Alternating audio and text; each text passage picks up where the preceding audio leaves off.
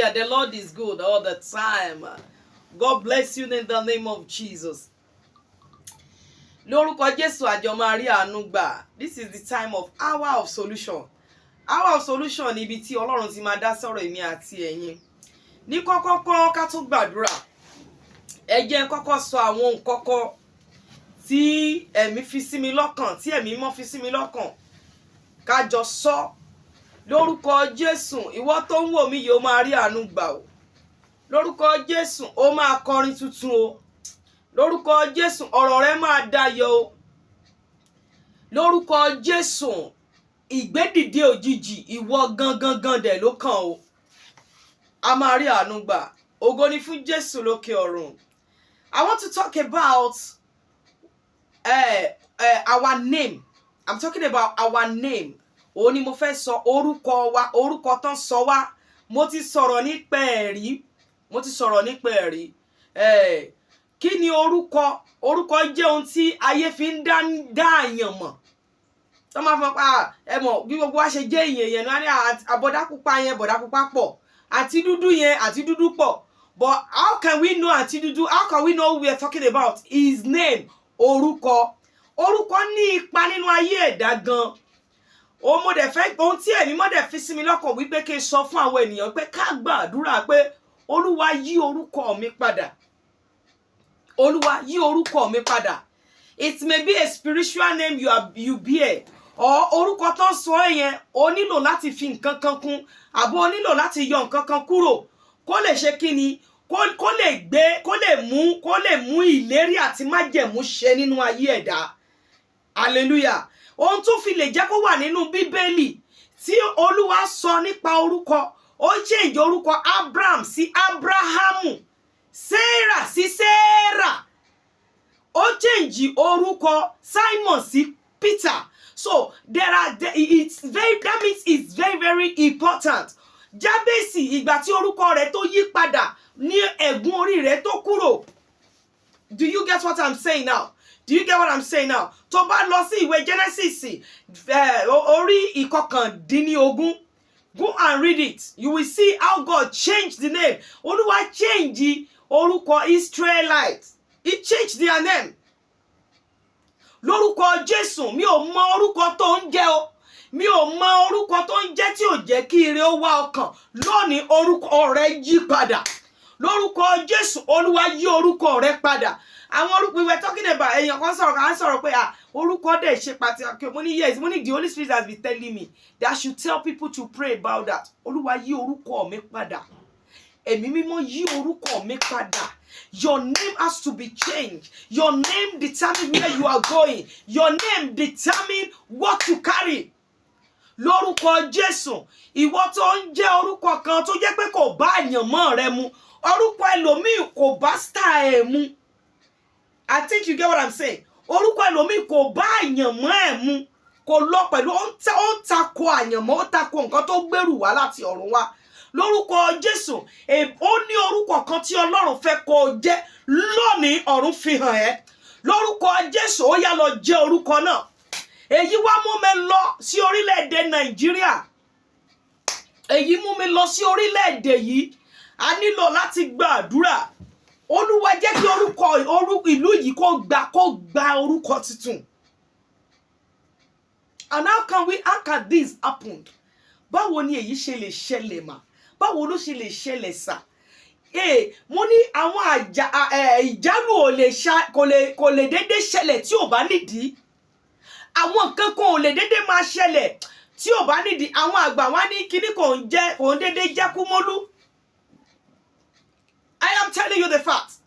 What are the things that we need to do? Ìgbésẹ̀ wo la lè gbé? Ọ̀nà wo la lè tọ̀? Tí ìtàn wá lè yí padà ní orílẹ̀-èdè yìí. The Bible says my people perish because of lack of knowledge. Yes, there are so many things we dip our hands into. Tó yẹ pé inú Ọlọ́run ò dùn. Àwọn nǹkan míì wà tá ń kí ọwọ́ wa bọ̀. Àti àwọn ènìyàn ilẹ̀ náà bá ti burú jù. Tán bá jẹ́ èèyàn burú, èèyàn ìkà, Olúwa yóò gbé adarí burúkú yóò gbélé wọn lórí. Go and read the story of Saul. Go to the book of Genesis and read the story of Saul. Ọlọ́run á mọ̀ gbé adarí burúkú tí yóò darí wọn tí ó yẹ pé yóò kó wọn sínú ìyà, yóò kó wọn sínú ìpayín keke, tí yóò kó wọn sínú àìní, àìlè jẹ àjẹtó àti àtijẹsẹ́kù, yóò kó wọn sínú ẹ̀. Kí nìdí? Nítorí pé àwọn èèyàn náà burú. If we want to, I used to tell people, tá bá fẹ́ sọ̀rọ̀ nípa Nigeria, let's go back to our house first. Let's start from our house. Let's start from our streets. Let's start from our street to to our environment. Our environment, our state, where we are. Àwọn nǹkan míì wà tó jẹ́ pé ìwà wa lọ́lọ́run fi permit tó ń ṣẹlẹ̀. Yes. Ìwà wa, ìṣe wa lọ́lọ́run fi. It's not that God does not hear prayer. It's not that he has a blind eyes or his ear is deaf that he cannot listen to our cry. No, ṣùgbọ́n àwọn tí ó ti ṣẹ̀ ẹ̀jẹ̀ aláìṣẹ̀ ó ń ké. A lot of things that is happening that does not make God happy. Àwa tó yẹ ká jẹ́ èèyàn Ọlọ́run, àwa tó yẹ kó jẹ́ àwòkọ́ṣe, ìlú wa tó yẹ kó jẹ́ ibi tí àwọn ènìyàn yóò máa sá wá fún ìgbàlà. Orílẹ̀-èdè wa tó yẹ kó kún fún wàrà àti fún oyin, tó kún fún ohun mèremère tí Olúwa ṣe fún wa. That God permitted, that God gives to us. He gave us a lot of vegetables, a lot of herbs. He gave us a lot of things for our own benefit. How do we use it? How do we use it? Ẹ̀gbọ́n lépa àbúrò, àbúrò lépa ẹ̀gbọ́n, bàbá ń pa ọmọ, ọmọ ń fìyà ṣe ògùn. Ẹ wá sọ pé kí inú Ọlọ́run dùn. Inú Ọlọ́run ò lè dùn tí àwọn ènìyàn náà ilẹ̀ náà ò bá yí padà. Yes, àwọn èèyàn ilẹ̀ náà gbọ́dọ̀, we must change our ways. Tá a bá bẹ̀ sí pariwo, gbogbo àwọn ìránṣẹ́ Ọlọ́run ló ń pariwo, even before now. The Lord showed to me ní ìbẹ̀rẹ̀ ọdún yìí, mo ní ẹ jẹ́ á gbàdúrà o. Ẹ jẹ́ á gbàdúrà. I said it in the beginning of this year. The Lord open my eyes to see it. And I say it as the Lord has spoken to me. That tell my people to pray. Pray, omi máa jà. Omi máa jà. I said it. God spoke through me. Mo dẹ̀ sọ jáde bí Olúwa ṣe wí fún mi. Wípé omi máa jà lọ́dún yìí o. Àwọn alágbára kan dẹ̀ máa kú. Olúwa dẹ̀ máa gbé àwọn kan dìde. There are some people that you never expected to be great. Wọ́n kàn máa dìde ní òjijì. Yes. Olúwa máa replace àwọn kan. Tí ṣebí àṣẹ lo ìlàjì ọdún ìkọjá ni. Ẹ sì máa rí àwọn ìṣẹ̀lẹ̀. Olúwa máa replace àwọn kan. Yóò lo àwọn kan tí wọ́n mọ̀. To replace some people that is well known. I told you, I said it. The Holy Spirit used my mouth. Speak to me to speak to you. That nínú ọdún yìí, àwọn alágbára kan yóò lọ. Àwọn alágbára, I said it, and the Lord, and God is confirming it. Àwọn ìṣẹ̀lẹ̀ àbàmì kan ó sì máa ṣẹlẹ̀. Kí ọdún yìí tó parí, ìwọ tó súnmọ́ Ọlọ́run tètè súnmọ́. Ìwọ tó ní Ọlọ́run tètè ní o. Ìwọ tó ní Ọlọ́run tètè súnmọ́ Ọlọ́run. I am telling you. And this one, there's ìṣẹ̀lẹ̀ tó sì máa ṣẹlẹ̀. Tó máa kan gbogbo àgbáyé ni.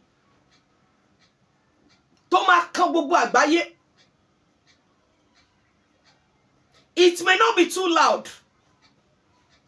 It may not be too loud.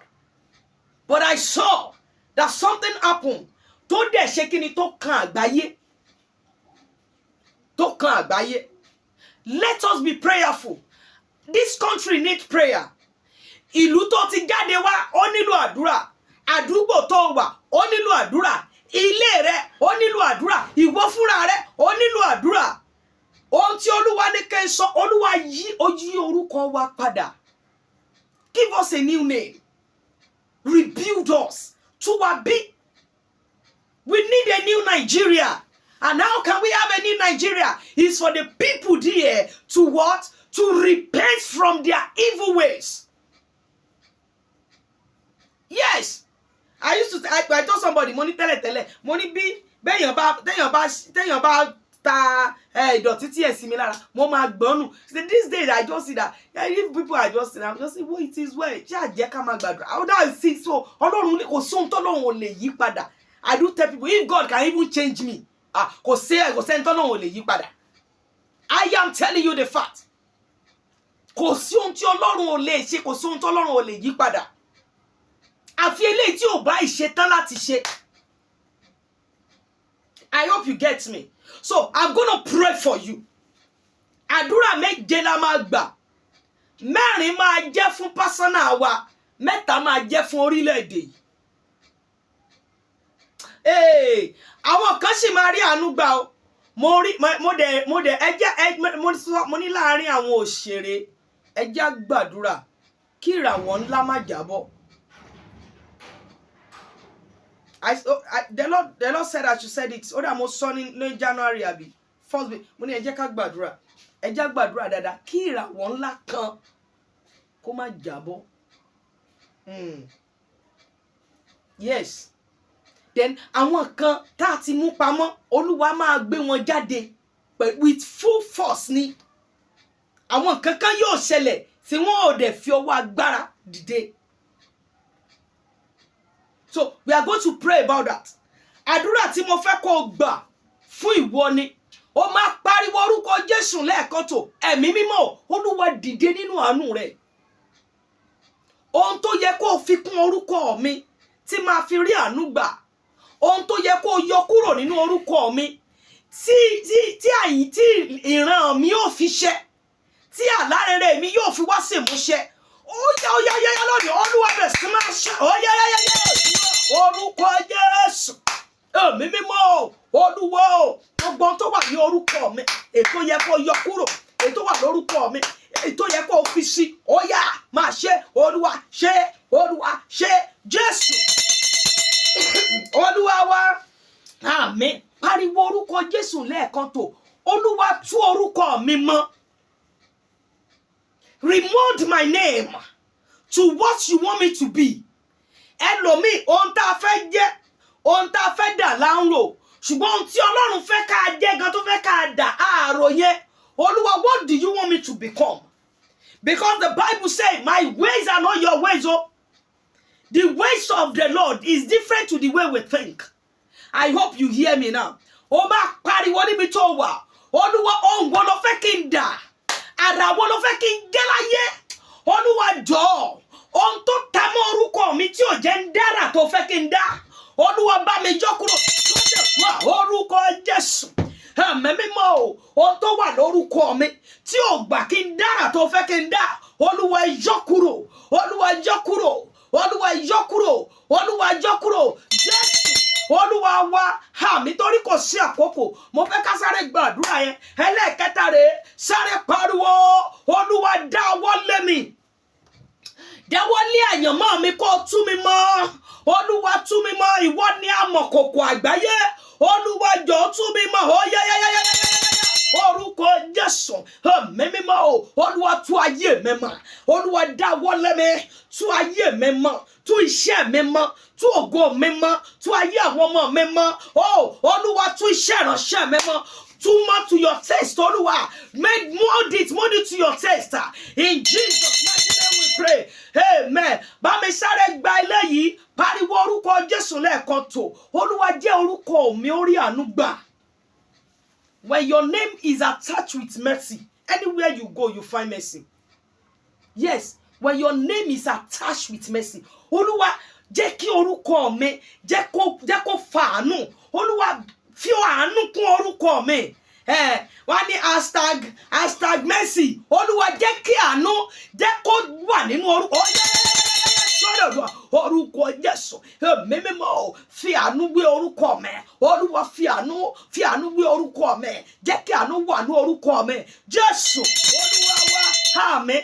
Àdúrà tó wá máa gbà fórílẹ̀-èdè yìí rèé, sáré gbà mẹ́ta ni, pariwo orúkọ Jésù lẹ́ẹ̀kan tó, ẹ̀mí mímọ́ Olúwa tú ìlú yìí mọ́. And now, when God is ready to remove something, he will take away some things. Ṣé mọ̀ pé tá bá fẹ́ máa mọ̀ àwọn kankan wà tá máa yọ kúrò, a ó yọ òkúta, a yọ ohun tí ò dáa, èyí tí ò ní jẹ́ kó dúró dáadáa, èyí tí ò ní jẹ́ kó mọ Olúwa àwọn àṣẹ kí ni wọ́n máa yọ kúrò. Àdúrà is a dangerous prayer. Is a dangerous prayer. So when you know that your hand is in one thing or the other, oku Ọlọ́run ó máa pariwo orúkọ Jésù lẹ́ẹ̀kan tó, Olúwa o bá wa tú orílẹ̀-èdè yìí mọ́. Ọlọ́run bá wa tú mọ́, jẹ́ kí àánú rẹ̀ ó sọ̀kalẹ̀. Olúwa bá wa tú orílẹ̀-èdè yìí mọ́. Olúwa tú ọyá sọ́dọ̀ orúkọ Jésù. Ẹ̀mí mímọ́ o, ayérayé tú orílẹ̀-èdè yìí mọ́. Olúwa tú mọ́, Olúwa tú mọ́, Olúwa tú mọ́, Olúwa tú mọ́. Jésù Olúwa wa, àmín. Pariwo orúkọ Jésù lẹ́ẹ̀kan tó, ẹ̀mí mímọ́ àmọ́ pa ti ṣẹ̀. Olúwa a mọ̀ pé a ti kùnà, a mọ̀ pé a ò tọ́ lẹ́ni tí ẹ bá porúkọ yín. Olúwa yọ̀ǹda àánú láti fọ orílẹ̀-èdè yìí mọ́. Olúwa àánú la nílò, a ti ṣe o, a ti kùnà o, yẹ lẹ́ni tí ìbá máa pe orúkọ rẹ̀. Orúkọ ẹ̀mí mímọ́ dáríjì wa. Olúwa ṣàánú fún wa. Olúwa yọ̀ǹda àánú la nílò lásìkò yìí. Olúwa yọ̀ orúkọ Jésù. Ẹ̀mí mímọ́ lórílẹ̀-èdè Nàìjíríà, Olúwa ṣàánú wa. Àánú la nílò. Olúwa yọ̀ǹda àánú tí yóò fọ orílẹ̀-èdè yìí mọ́. Àánú tí yóò yọ wá kúrò nínú wàhálà, èyí tí yóò yọ wá kúrò nínú àìní, nínú òṣì. Olúwa yọ̀ǹda, Olúwa yọ̀ǹda, Olúwa yọ̀ǹda, Olúwa yọ̀ǹda. Jésù Olúwa wa, àmín. Jésù Olúwa wa, àmín. Àdúrà kan fún orílẹ̀-èdè yìí, mo fẹ́ kó gbàdúrà. Olúwa ìjì tó máa jà, ìjì tó máa jà, èyí tí ò jẹ́ kí orílẹ̀-èdè yìí ní ìfọ̀kànbalẹ̀, Olúwa gbà láàyè. Is a dangerous prayer. Ìjì tó máa jà tá mú kí èmi àti ẹ ní ìfọ̀kànbalẹ̀ ní orílẹ̀-èdè yìí, èyí tó máa gbà kí orílẹ̀-èdè yìí padà ní ìsinmi, Olúwa gbà láàyè. Dangerous prayer ni o, dangerous prayer ni. Ṣé o ṣe tán láti gbà?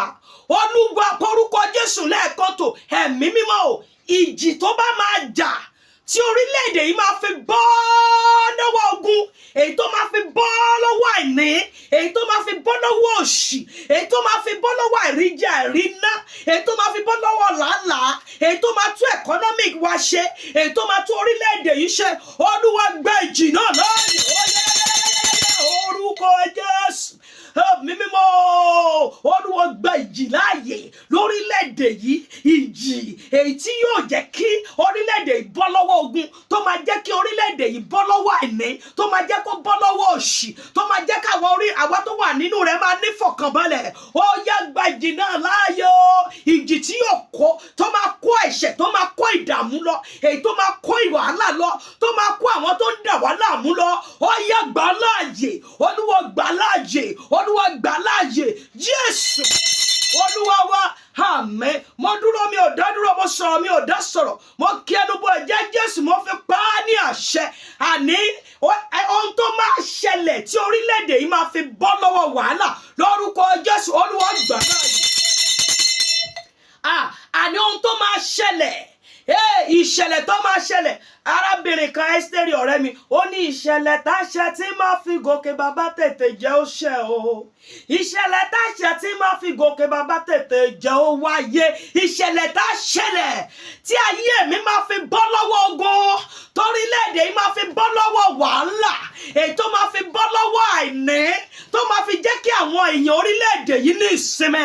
Olúwa gbà láàyè. Orúkọ èmi àti ẹ yí padà sí rere. A lọ rí àánú gbà, ògo wa tayọ. A lọ rí àánú gbà, ògo wa tayọ. Kárí àánú gbà, ògo wa tayọ. Ó ti rí bẹ́ẹ̀, àṣẹ Elédùmarè ni, kò yípo padà. Jésù Olúwa wa, àmín, àmín, àmín ní orúkọ Jésù. Àrímé Prophetess Stella àyànfẹ́ Jésù, ó fẹ́ kájọ gbàdúrà lórí nǹkan kan ni, tàbí ó mọ̀ pé àbí ó kàn fẹ́ fi àwọn ọ̀rọ̀, ó fẹ́ jẹ́ kí a jọ ṣàlàyé ọ̀rọ̀ kan fúnra wa. Ìwọ pè mí sórí nọ́mbà àbí kó send message sí mi 081 194 66 225 081 194 66225 lẹ́ẹ̀kan sí 081 194 66225 tó o bá sí lórílẹ̀‐èdè yìí fi +234 sí lórúkọ Jésù wàrí àánú gbà èèwọ̀ ni ẹ̀rí kan. God bless you in the name of Jesus. It is well with you.